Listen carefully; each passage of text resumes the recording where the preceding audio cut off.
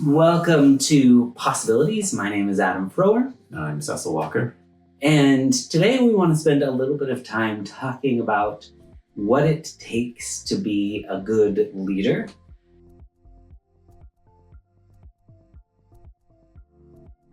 So maybe I'll just toss it out to you.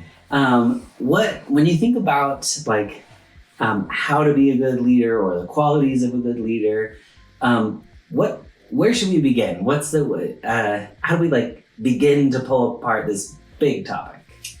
Well, I think first what's maybe helpful is kind of zooming in on what kind of circumstances we're even talking about, or at least providing some context of what could constitute.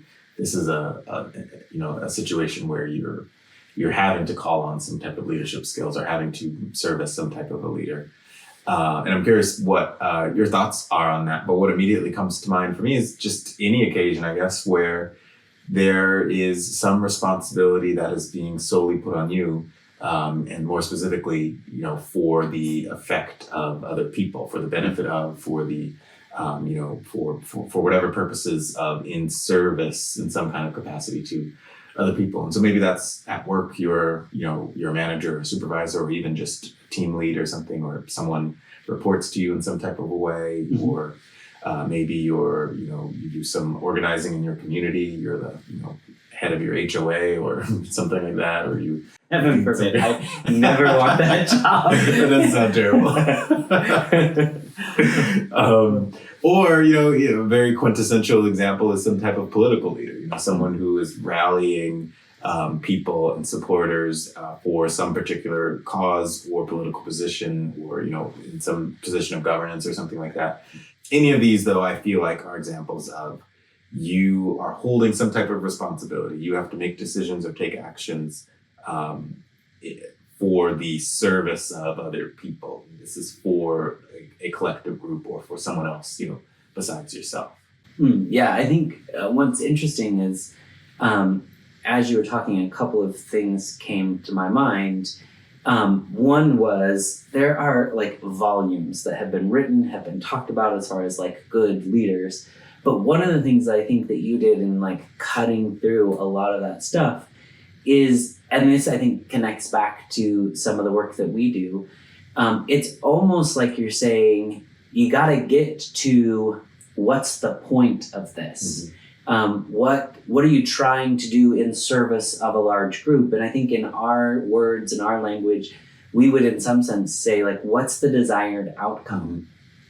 As you think about being a leader, what do you want the end result of your leadership to be? Do you want to unify a team? Do you want to accomplish, some community task? Do you want to persuade people to believe in a particular political stance? And knowing that outcome, then I think informs, well, then what do you need to do as a leader? And so I think those two things are kind of inextricably linked of what's the purpose of this leadership role, and then how do you lead in order to accomplish that purpose? Mm-hmm. So that was one thing that kind of came up for me. The other thing that came up for me is you kind of said at the beginning, this could really be in any role that you want. And I think if we boil it down really fundamentally, I think it can really start in families. Mm-hmm. I think, whether you are a parent and you're trying to shepherd a family to accomplish certain things together, to create a certain kind of a culture together, or whether you're just a contributing sibling or something like that, you can lead from all different places. And I think what that ends up doing is, in some sense, you don't have to necessarily be in a head position. Right. But you can be contributing to the outcome that you want to have. So if we're a family that, wants to do a certain thing or wants to be a certain way, I can be a leader as a reminder to people and be like, hey, remember, we're aiming at this certain thing. Is that behavior or is that interaction going to contribute to us getting to that certain place? So I think a leader can be an informal, temporary role, or it could be a more established, long-term role. But it's also really informed by what are we trying to accomplish here?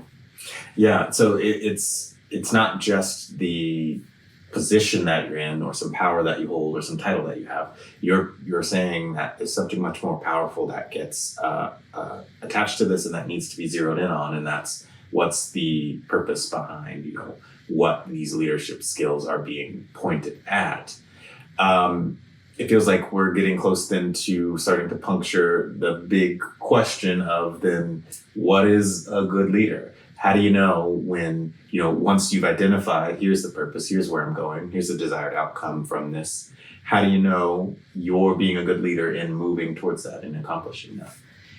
I think there's lots of things that go into it, so I'll start with one and then maybe we can kind of volley back and forth. But I think the thing that I would start with, I'll just capture under the term vision.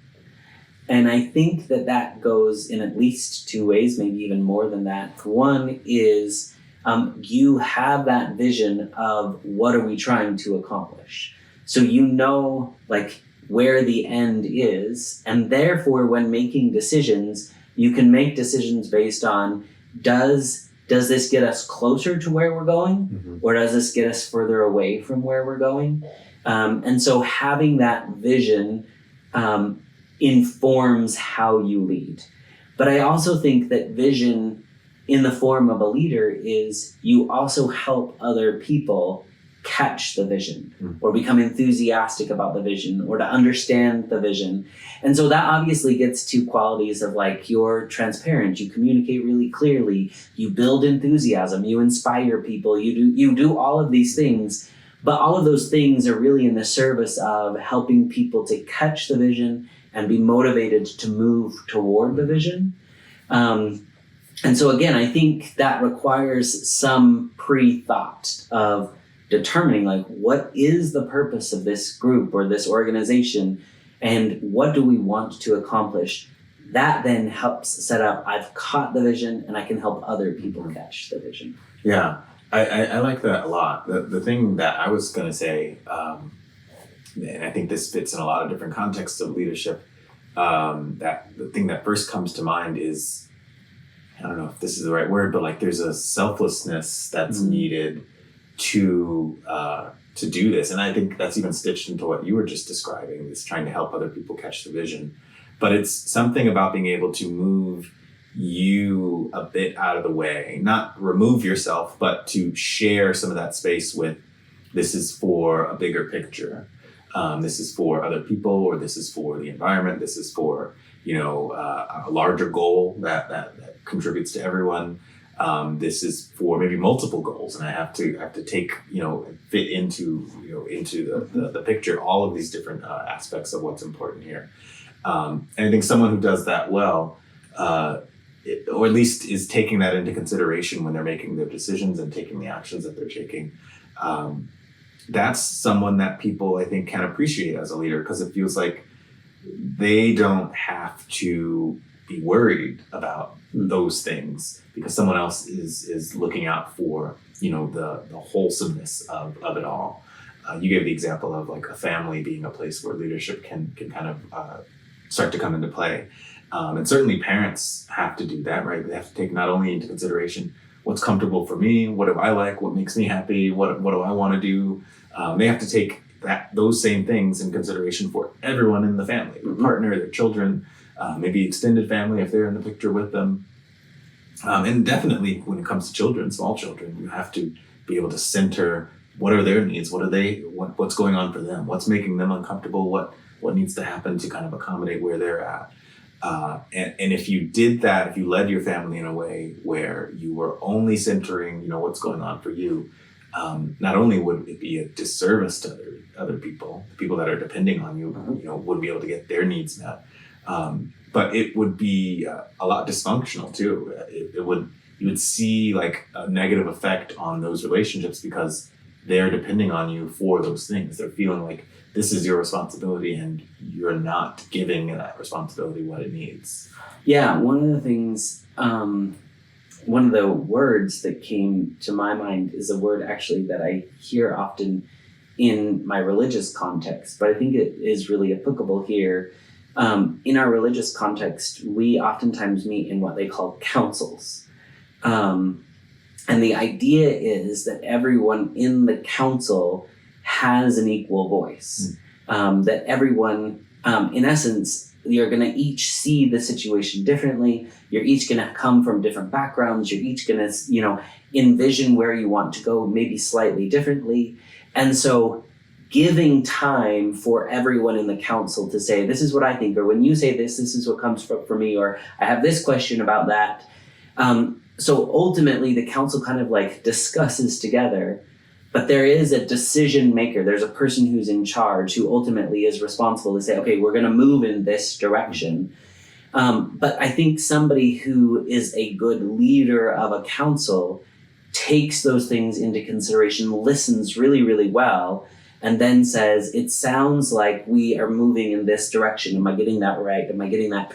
And by giving people an ear, by giving people an opportunity to contribute, and by summarizing with questions, with seeking additional information, you build consensus. People have a buy-in to the direction that you're moving because they see the process becomes transparent in how we're making the decisions. It doesn't feel like somebody from above is just like dictating, we're going to do it this way, and that's the be-all, end-all, don't ask any questions. And so I think in that type of leadership, in that council leadership, in essence, what it does is it like evens the playing field. Everyone can feel a piece of that. And if you take that idea, like even to a family, and you say like, okay, we're going to plan a family vacation. Where would people like to go? As people like contribute, you can then toss in things again from a position of leadership and be like, well, our budget is only such and such. So that might eliminate some of these options. So given that now you know what the budget is, what impact does that have? Now I don't feel resentful that my idea got kicked out of play because I understand why it was eliminated from the process. Now I can say, well, given the new additional information that I have, I'm gonna throw my vote towards something like this. Then you can say, well, remember we have X amount of time that we can go on this family vacation. So if we spend 2 days getting there and 2 days getting back, that's going to eliminate what we can do while we're there. And then people can figure out, okay, well, then I'm going to throw my vote or my decision in this direction. And so I think a leader in that council kind of format listens really appropriately and then gives feedback that makes transparency based on what information is being presented.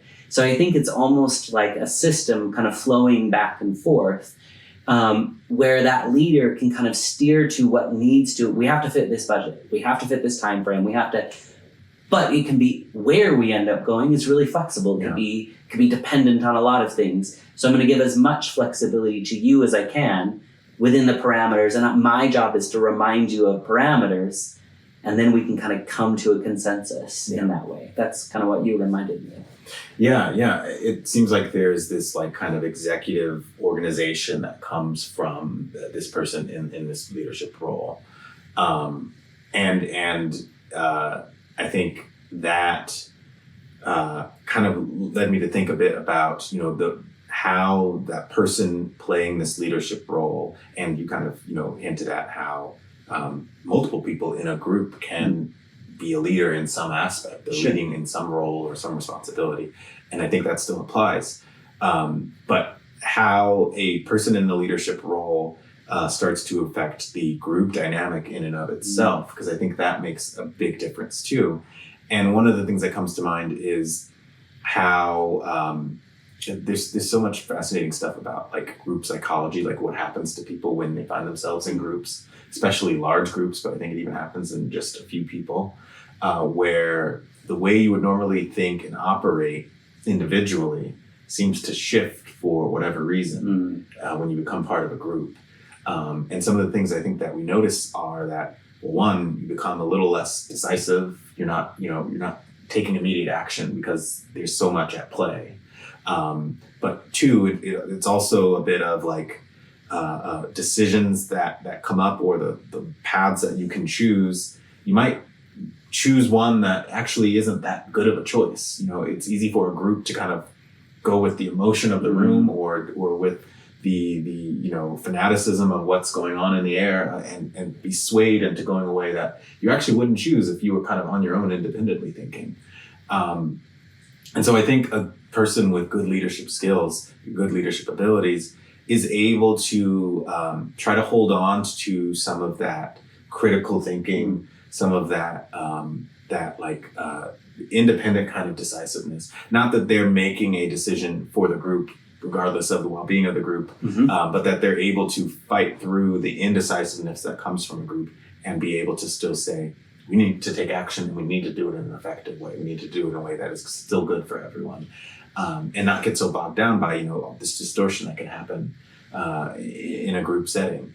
And so I feel like that's a good example of that is like, you ever try to go to dinner with like 6 people or something like that, like totally 6 separate people. You have to, everyone's trying to be accommodating. Everyone's trying to be, flexible enough that they're saying, and they're not saying, I want to go here, I want to go there. And I think also something happens in groups where, people kind of shed the responsibility. It feels like it's not my responsibility, so I won't do anything or I won't say anything. And so when enough people say that, it's like the group itself isn't doing anything.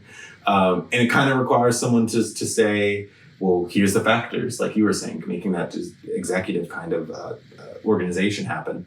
Here are the factors that are involved. Here's the things that we need to consider. And I think we should do this, or we should at least say one of these 2 things. Let's go in one of these directions.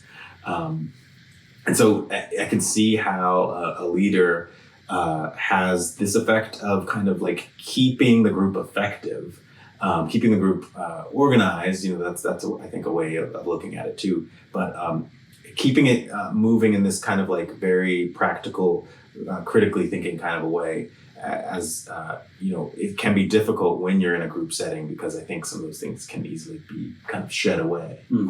I think the other thing that I would say as well is that, and I'm going to bring it back to the other work that we do, right? We oftentimes talk about solution-focused brief therapy in the form of this diamond, and there are kind of different pathways. And one of the pathways is a history of the outcome.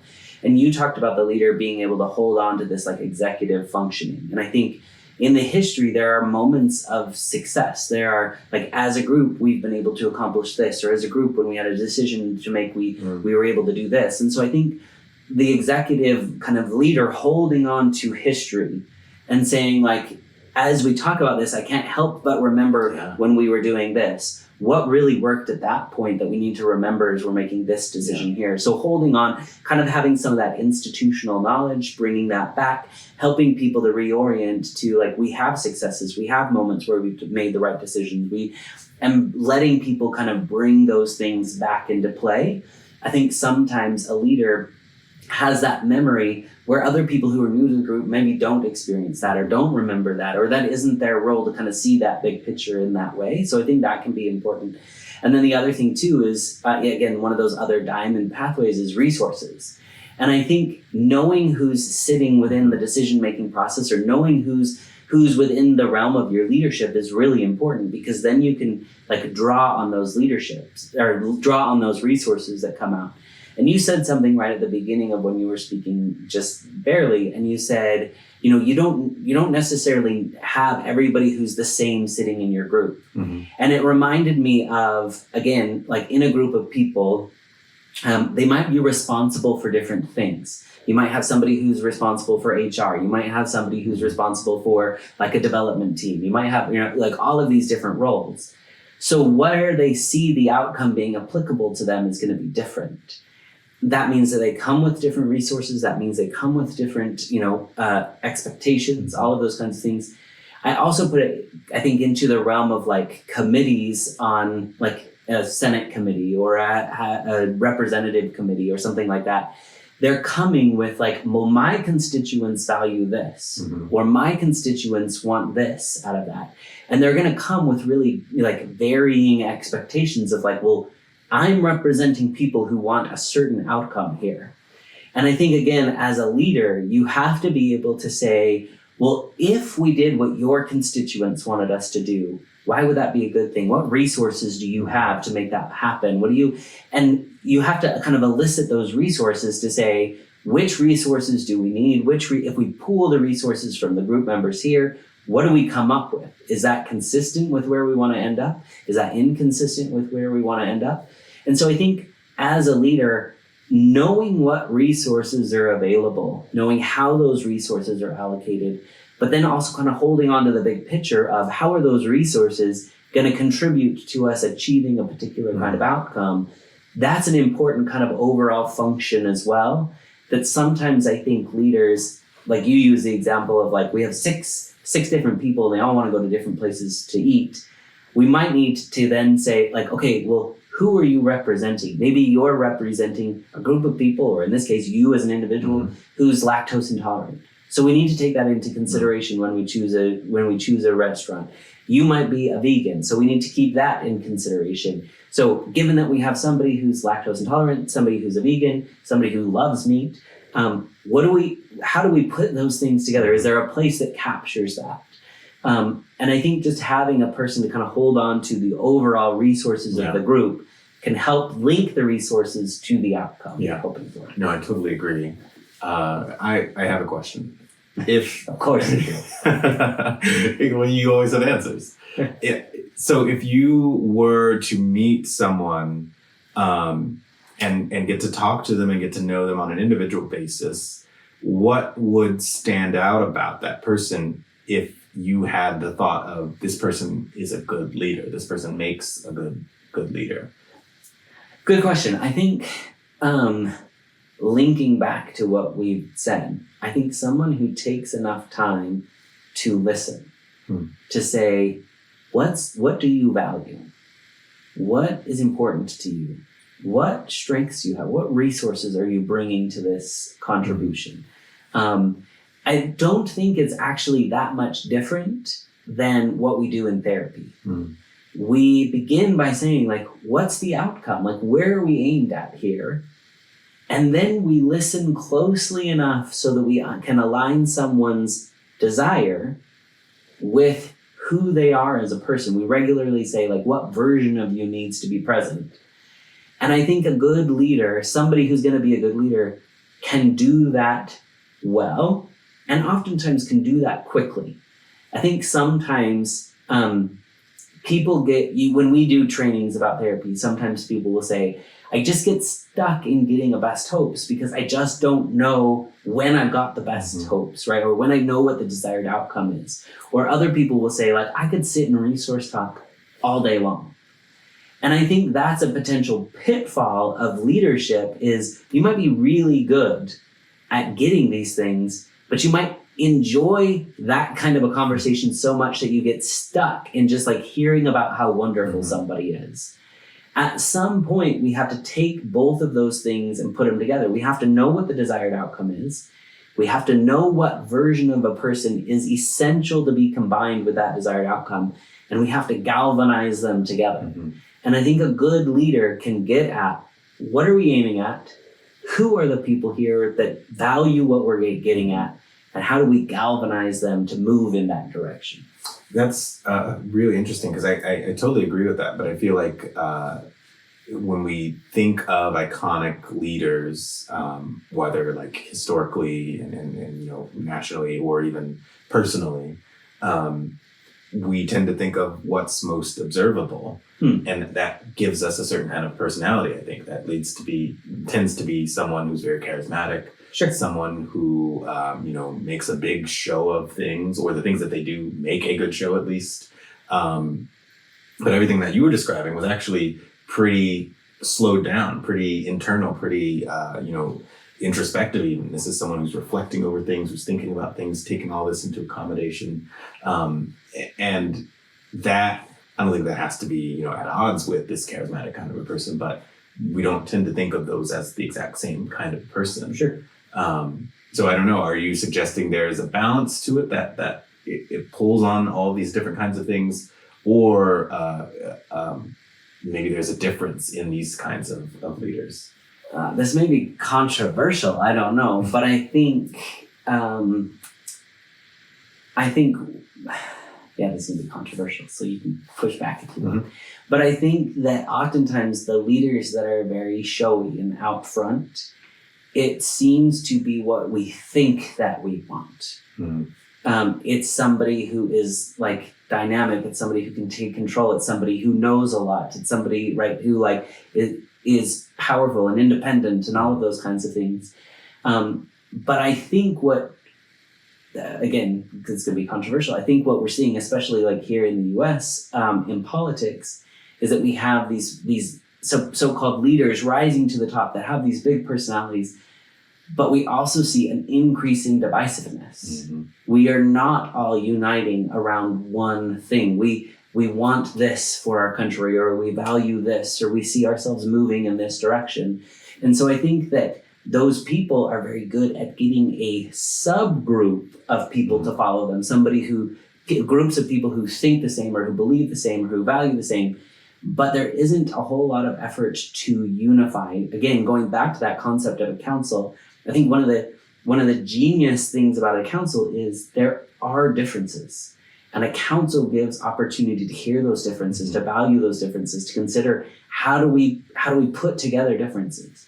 And I think oftentimes those very loud, charismatic leaders, they don't so much care about overcoming differences. Mm-hmm. They care a lot about getting their agenda to the finish line. Mm-hmm. And so I think that although they are leaders and they can galvanize people, it isn't often a unifying experience. And so I think that what I would say is, if we really want to get to this unification, we're going to have to take that time to say, where do we all want to get? Instead of viewing differences as criticism, as downfalls, as pitfalls to us getting to the end line, we have to begin to look at those as resources to say, you're viewing this in an entirely different way than I am. That's not wrong. I need to understand, why is that so meaningful to you? That's gonna unify us together. So I think the outcome would be very different. I think that right now we're seeing a lot of divisiveness. I think that means they're really good at galvanizing a portion of people, but maybe not everyone. I think that's interesting, because I think that is a very powerful attribute to someone as a good leader, is someone who can handle numerous differences, who can take all these different perspectives and needs into account, and then try to make a decision that feeds all of those, or does the best that they can to find the intersection between that. But in the process, directly addressing there are differences, and there's something we need to do about the fact that these are differences, rather than just like you were saying, making a big show of really putting their own personal agenda or their own specific group's agenda at the front, as opposed to trying to find an intersection between these different ideologies, different perspectives. And you took us to like U.S. politics, which I know can be very, very divisive. And I think that's specifically because that's not always the goal, is to bridge all of these things together and to unify. It's to be popular. It's to be popular with your group, and then maybe even popular, nationally. And the way to do that is to find like, what are the easy things that we can do to make a splash and to feed the people who are watching and want a certain kind of a thing. And I don't think it's very pleasing or popular to say, what's the compromise here? What's in the middle? What's in the intersection? What gives everyone a little bit of what they need so that we can make it a little bit further and find another thing that can get us a little bit further? Because then you end up with lots of people mildly displeased, rather than some people very pleased with, whatever they want.